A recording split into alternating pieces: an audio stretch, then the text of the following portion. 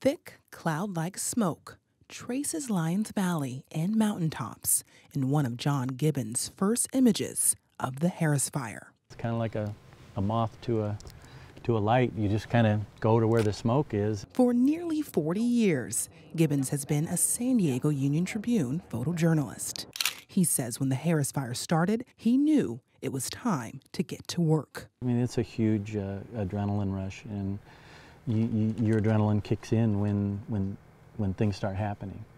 The burn started in Potrero, about 5 miles north of the U.S.-Mexico border, an area in San Diego County Gibbins knows well. We know that Santa Ana-driven fires are a part of life here in the county and in the backcountry, but to have something that big so close was just amazing.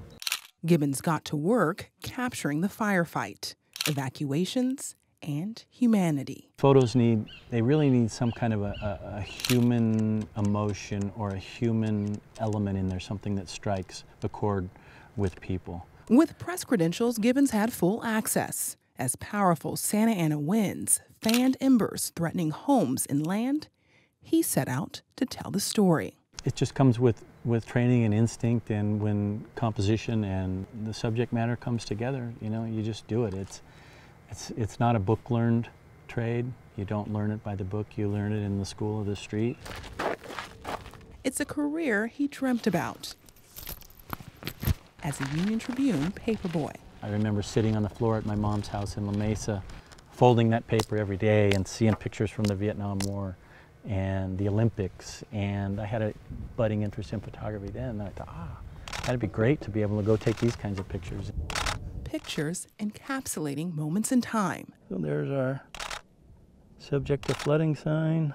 Such as the days the Harris Fire fiercely charred tens of thousands of acres of San Diego County's backcountry. The contrast between the fire and the flooding, you think, oh, could that ever happen again? And well, look at everything's green and nice again. With extremely dry fuels, steep terrain, and what fire officials described as erratic flames, there were structures that couldn't be saved. This guy's just looking over what was once his home, and it's gone. There's family here.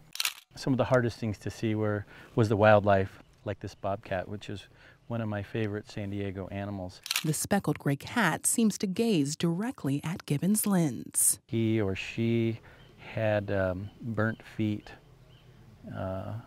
and was just kind of, you know, very gingerly walking along the burned area right down here by the Barrett Dam. So it was really hard to see.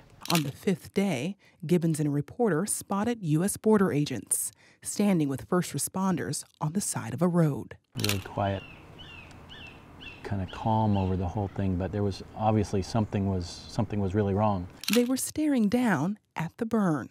More people arrived, and as they looked around, they started seeing another body and another one and another one, and they found 4 victims.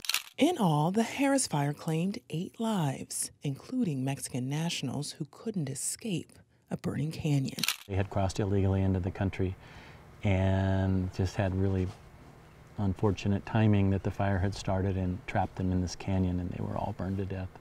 It was a horrific situation, and you know, seeing people that have died in a fire like that, it's something that it's etched in your head. Still, there was more work to be done. It's just giving the world to our people in an honest way. That's the goal. A goal Gibbins ardently pursues day in and day out. Photojournalists, we have a front row seat in the ride of life, and it's something that I wouldn't change. It's all I've ever done in my whole life. That's all I ever wanted to do. Ebony Monet, KPBS News.